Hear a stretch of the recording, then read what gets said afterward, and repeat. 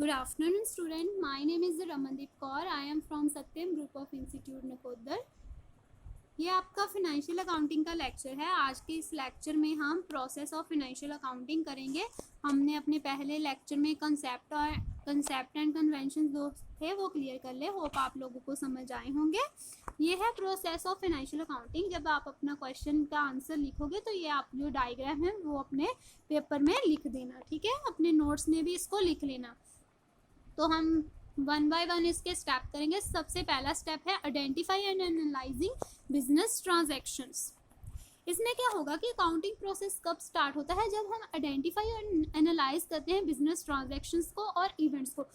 सारे जो ट्रांजैक्शन और इवेंट जो है वो अकाउंटिंग सिस्टम में रिकॉर्ड नहीं किए जा सकते। सिर्फ वो ट्रांजैक्शन इंक्लूड करने हमने बिजनेस में जो बिजनेस के साथ रिलेटेड है।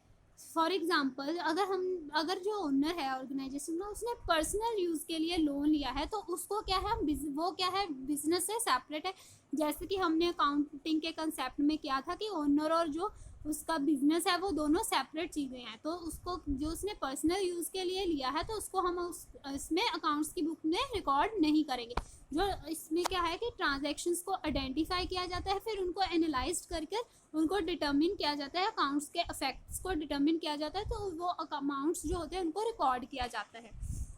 नेक्स्ट हमारा सेकंड स्टेप है recording in the journals. Journal क्या होती है? एक बुक, अकाउंट्स की बुक होती है जिसमें जो बिजनेस ट्रांजैक्शंस जो होती हैं उनको रिकॉर्ड किया जाता है। जो जर्नल में है डबल एंट्री सिस्टम में जो हम जो एंट्रीज को इंक्लूड करते हैं, मैंने ये भी आपको अकाउंटिंग के कंसेप्ट में बता दिया था।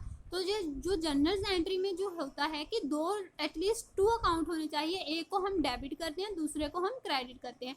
आप लोग सारे कॉमर्स के स्टूडेंट हो तो आप सबको पता ही होगा इसके बारे में। तो सिंप्लीफाई द रिकॉर्डिंग प्रोसेस को सिंप्लीफाई करने के लिए क्या है, स्पेशल जर्नल्स जो है वो यूज़ की जाती हैं, जैसे कि sales, purchase, cash receipt, cash disbursement, ये सारी यूज़ की जाती हैं स्पेशल बुक। तो ट्रांजैक्शन जो होती है वो क्रोनोलॉजिकल ऑर्डर में होती है, एक सीक्वेंस में होती है, डेट एंड टाइम के वाइज होती है। तो जर्नल्स जो होती है उसको बुक्स ऑफ रीजनल एंट्री भी बोलते हैं, क्योंकि हम जब हमारा अकाउंटिंग प्रोसेस शुरू होता है तो सबसे पहले जो यूज़ की जाती है वो क्या है, journal. Next is posting to the ledger also known as books of final entry. हम लेजर को फाइनल एंट्री की बुक्स भी बोलते हैं। जो लेजर होती है वो अकाउंट्स की कलेक्शन होती है जो शो करती है कि चेंजेस जो ईच अकाउंट में जो चेंजेस आए उसके पास्ट ट्रांजैक्शन से चेंजेस आए हैं वो डिटर्मिन करती है, और उससे क्या है हमें करंट बैलेंसेस के बारे में भी पता चलता है।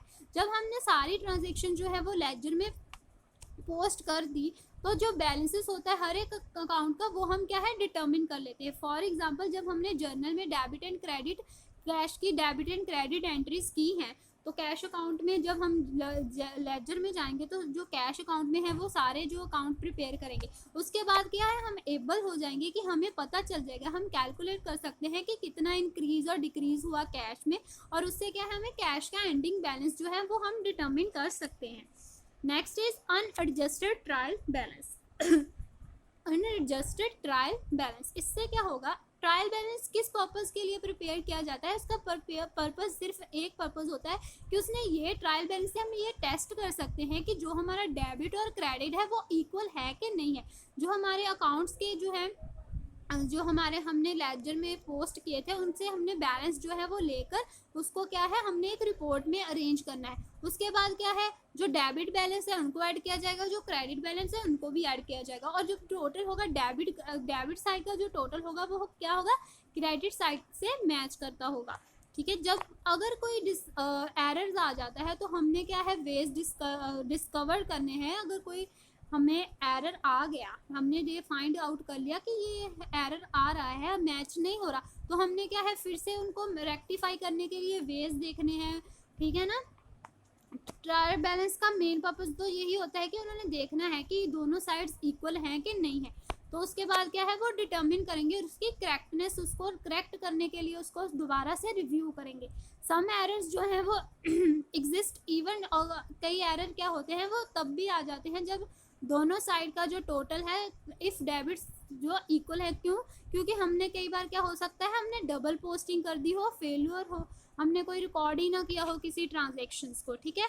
नेक्स्ट इज एडजस्टिंग एंट्रीज जो है वो accrual basis of accounting, accruals account जो होते हैं उनके लिए प्रिपेयर की जाती है। एट द एंड जब हमारे अकाउंटिंग पीरियड का एंड होता है तो कई एक्सपेंसेस ऐसे होते हैं जो अभी हमें इनकट तो हो चुके हैं बट हमने उनको क्या है जर्नल की बुक्स में ऐड ही नहीं किया, और कोई इनकम ऐसी हो जाती है जो हमने अर्न तो कर चुके हैं पर हमने उनको उसमें बुक्स में जर्नल्स की में ऐड ही नहीं किया।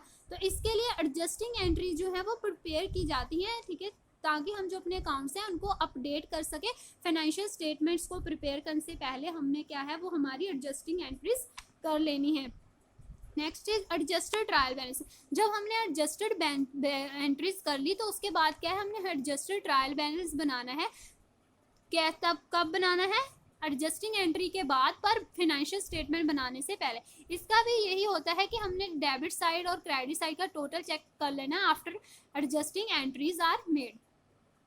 Next is financial statement. जब हमारा अकाउंट्स जो है वो अप टू डेट हो गया, हमारे डेबिट एंड क्रेडिट जो है वो इक्वल हो गए, उस वो टेस्ट हमारा क्लियर हो गया, तो उसके बाद क्या हमने फाइनेंशियल स्टेटमेंट जो है वो प्रिपेयर करनी है। फाइनेंशियल स्टेटमेंट किस लिए प्रिपेयर की जाती है? ताकि जो ऑर्गेनाइजेशन है, जो बिजनेस है, उनकी फाइनेंशियल पोजीशन, उनकी फाइनेंशियल स्ट्रेंथ वीकनेस हमें पता चल सके।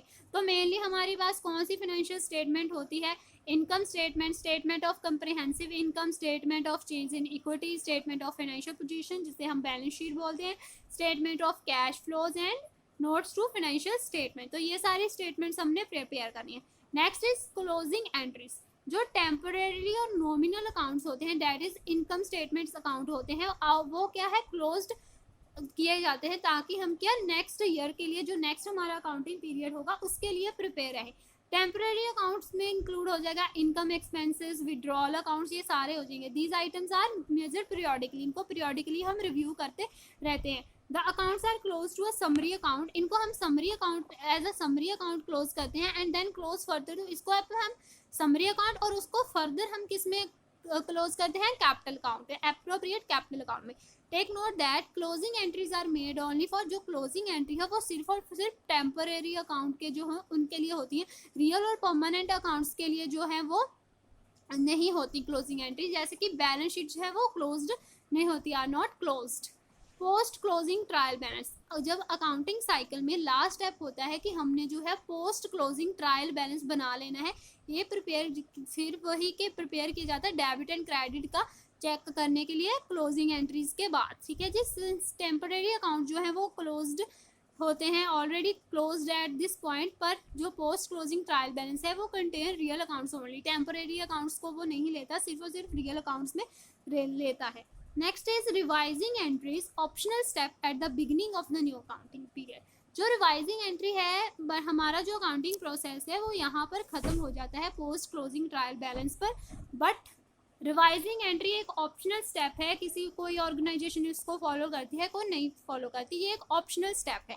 दे are prepared at the beginning, और न्यू अकाउंटिंग ईयर की बिगिनिंग पर जो है हम इसको प्रिपेयर करते हैं ताकि इसको facilitate smoother and more consistent, जो रिकॉर्डिंग प्रोसेस है वो स्मूदर और कंसिस्टेंट हो। इन दिस स्टेप जो एडजस्टिंग एंट्रीज जो मेड की हुई होती हैं, accrual income, accrual income and payments made under the expenses method are revised. Thank you class, ये आपका लेक्चर था। तो आपको अगर किसी भी टॉपिक में कुछ भी इसमें नहीं समझ आया, जो हमारे पिछले लेक्चर्स हैं उनमें नहीं समझ आया, तो आप मुझसे कांटेक्ट कर सकते हो, आप मुझसे कॉल कीजिए, आप मुझे मैसेज करिए। अगर आपको कुछ भी नहीं समझ आया, जितना अभी तक हमने किया है उसमें से कुछ भी समझ नहीं आया, तो आपको कोई प्रॉब्लम है तो आप मुझसे कांटेक्ट करिए। Thank you class.